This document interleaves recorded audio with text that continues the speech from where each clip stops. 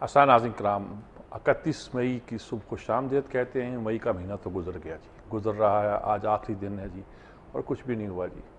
बहुत कुछ लोगों को तवक्को होती है जब पहली आती है। कल जून शुरू हो रहा है, नए महीने से तवक्कुआत लगाते हैं।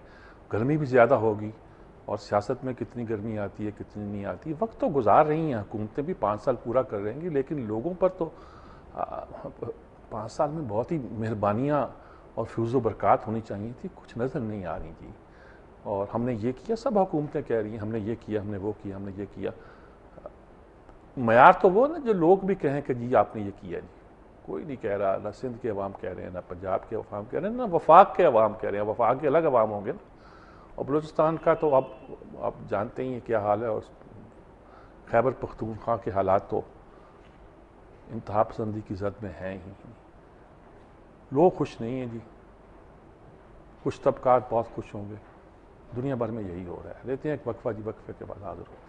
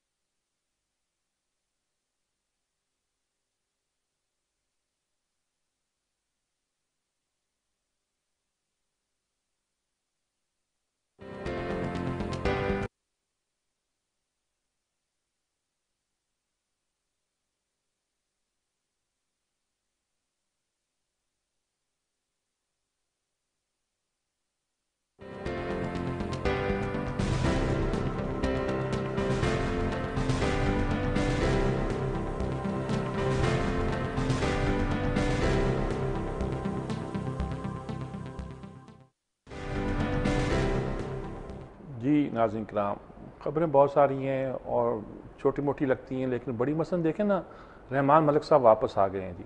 और उनका केस चल रहा है दोहरी शरीयत का। फरनाज अस्फानी की तो उन्होंने मुअत्तल कर दी रुकनीत असम्बली की। अब रहमान मलिक साहब भी तो बहरहाल सेनेटर हैं ना, तो उसी की बुनियाद पर तो वो वज़ीर हैं। उनका केस सामने था तो उनको कहा गया जी साहब जो दस्तावेज़ात आपने पेश किए हैं, चीफ जस्टिस ने कहा ये तो कुछ नाकाफ़ी हैं, आप तस्दीक शुदा वो लेकर आएँ रिपोर्ट जिसमें सर्टिफिकेट हो कि इन्होंने सीट जमा कराई जाए, जिसमें कहा जाए कि इन्होंने बरतानिया की शहरियत छोड़ दी है और अब सिर्फ पाकिस्तान के शहरी हैं। 2 मुल्कों का शहरी जो है वो पाकिस्तान की असम्बली का रुकन नहीं हो सकता। रहमान मलिक साहब ने भी एक बात कही, उन्होंने कहा भी कमाल है, वोट तो दे सकते हैं जी जिनकी 2 शहरियतें हों, दोहरी शहरियत हो, लेकिन मेंबर इलेक्ट नहीं हो सकते। ये कैसे हो सकता है? वज़ीर आज़म पहले कह चुके हैं कि आइन के ख़िलाफ़ है। वो तो आइन के ऐसे इंटरप्रेटर हैं कि रूए ज़मीन ने ऐसा कोई देखा नहीं होगा ना जी। वो तो आइन के तहफ़्फ़ुज़ के लिए गोया मरे जा रहे हैं और उसके लिए उन्होंने कहा जी मैं जेल चला जाऊँगा लेकिन मैं ख़त नहीं लिखूँगा क्योंकि मैं आइन का तहफ़्फ़ुज़ कर रहा हूँ जी। तो मैंने तो कहा था कि नहीं तो गौसे आज़म से ही दुआ की जाए कि उनकी रूह से कि हजूर आप ही की औलाद में से ये बात के कर रहे हैं, आप ही इनको संभालिए, आप इनको देखिए, आप ही इनको समझिए।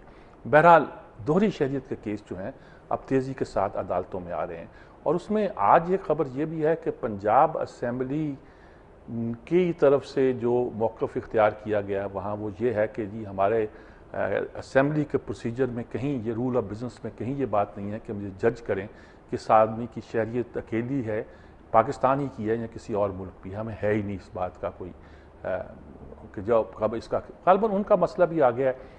4 मेंबर तो वहाँ से कौमी असम्बली के हैं जो दोहरी शहरियत रखते हैं, लेकिन यहाँ भी कुछ लोग हैं। अभी एक साहब जो राना आसफ या क्या नाम है, वज़ीर ख़जाना मुकर्रर किए जा रहे हैं बजट पेश करने के लिए, उन पर भी इस तरह के बहुत सारे दोहरी शहरियत का भी इल्ज़ाम है और शायद अक़लियतों की कुछ नुमाइंदगी का भी इस तरह के बहुत सारे इल्ज़ाम है।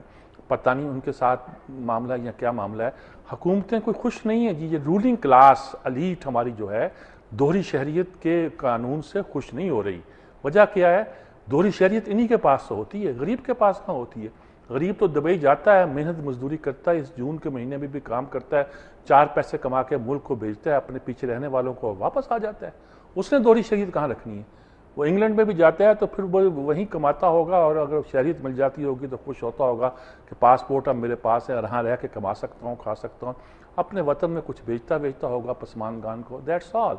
یہ دوہری شہریت کے ساتھ الیکشن لڑنے کی جو ایک یعنی کہ پخ ہے کہ چپڑی اور دو دو جو ہم کہتے تھے نا، وہ یہی چپڑی اور دو دو ہے کہ بھئی آپ برطانیہ کے بھی شہری ہیں، آپ پاکستان کی شہری ہیں، دولت مشترکہ کے قانون کے تحت ہو سکتا تھا.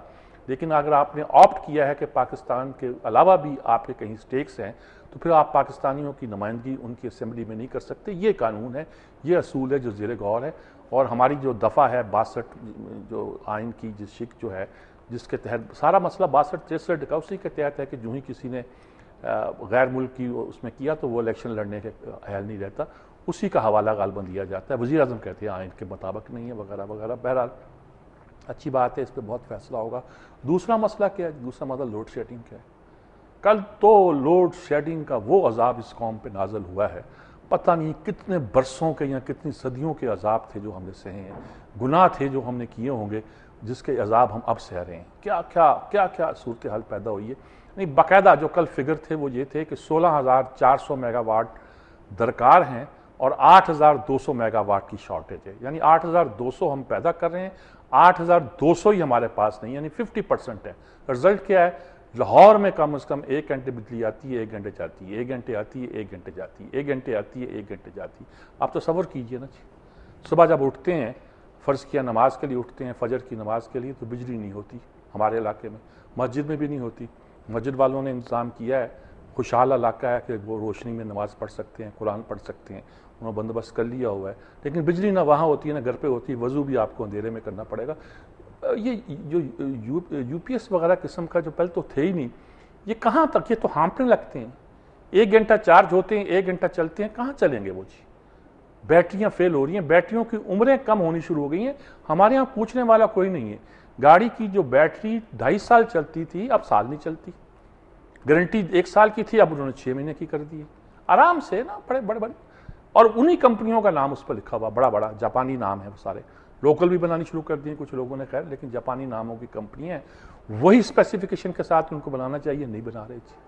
ہر چیز میں گویا ایک طرح کا ایک عذاب ہے جو ہم پہ نازل ہوا ہے. اللہ ہمارے گناہوں کو کوئی اپائے کرے. بے روزگاری شدید ہے، بجٹ آ رہا ہے جی، سروے پیش ہو گیا ہے، کوئی ایک ہدف جو ہے حکومت پورا نہیں کر سکی. کل بھی میں نے بتایا تھا، خدمات کے شعبے میں بھی نہیں، زراعت کے شعبے میں نہیں، صنعت کے شعبے میں نہیں، کسی شعبے میں نہیں کر سکی. انفلیشن بڑھتی جا رہی ہے، مہنگائی جسے کہتے ہیں آسان لفظوں میں. اس کے علاوہ بھی کچھ اس میں ہوتا ہوگا، ٹیکنیکل جہنم میں جائیں وہ ساری اصطلاحیں اور سارے اس کے مفہوم. مہنگائی بڑھتی جا رہی ہے جی. عام آدمی کا گزار نہیں ہوتا کہ تنخواہیں بڑھا رہے ہیں، 15 سے 35% بڑھا دیں گے تنخواہیں، تو اس سے کیا مہنگائی بڑھنا رک جائے گی جی؟ اسٹیٹ بینک کا گورنر کہتا جی قرضے لے کر اور نوٹ چھاپ کے حکومت چل رہی ہے، اور اگلے سال پھر آپ کو IMF کے پاس جانا پڑے گا، آپ کے زر مبادلہ کے ظاہر آدھے رہ جائیں گے، وہی 1600 1800، اب 16 ارب ہیں، 8 ارب رہ جائیں گے. ماہرین کہتے ہیں کوئی فرق نہیں پڑتا اس سے، آپ قرضہ ادا کریں اور اسی کے ساتھ بات کو آگے چلائیں. ڈالر کی قیمت آپ کی 94 پہ پہنچ گئی ہے جی، جو 60 تھی، 61 62 پہ تھی، رکی ہوئی. یہ ساری صورت کیا بتاتی ہے جی؟ کس چیز کا اعلان کرتی ہے؟ معیشت کمزور، بجٹ آنے والا ہے، بجٹ کیا ہوگا؟ ڈرامہ ہی ہوگا. اس کے ساتھ کیا ہوگا؟ یہ تو افورڈ نہیں کر سکتے کہ آپ سخت قسم کا بجٹ پیش کریں. جو سجیشن آ رہے ہیں، گین ٹیکس لگ جائے گا، فلان لگ جائے گا، وہ تو ایسے ہی ایک لارا لپا ہے، اس کے علاوہ کیا ہے. ایک اور چیز پھنس گئی ہے ہمارے گلے میں، وہ ہے ڈاکٹر شکیل کو جو ہم نے سزا دی ہے جی. آج آیا ہے کہ ISI چیف نے جو دورہ نہیں کیا امریکہ نے روک دیا تھا غصے میں آ کر کہ آپ نے ڈاکٹر شکیل کو سزا دی. اچھا، پاکستانی بھی اس پر اچھا کھیل کھیل رہے ہیں، ویسے لگتا ہے یہ مزیدار کھیل کھیل رہے ہیں. ایک دن سزا سنا دی، جس طرح ڈاکٹر فائی کا انہوں نے تو اپنا پروسیجر کیا تھا اور کہہ دیا فرنٹر ہماری جو کو ریگولیشن ہے اس کے تحت سنا دی ہم نے، اور کچھ نہیں پتہ چلا کیا. اور انہوں نے کہا مقدمہ کرو، سپریم کورٹ میں، ہائی کورٹ میں جاؤ، یہ کرو وہ کرو. انہوں نے کہا ہم ایڈ بند کرتے ہیں. انہوں نے ایسے بندے کو سزا دی. امریکہ میں بھی آرٹیکل آ رہے ہیں، صاحب آپ کے ملک میں یہ کام ہوتا آپ کیا کرتے؟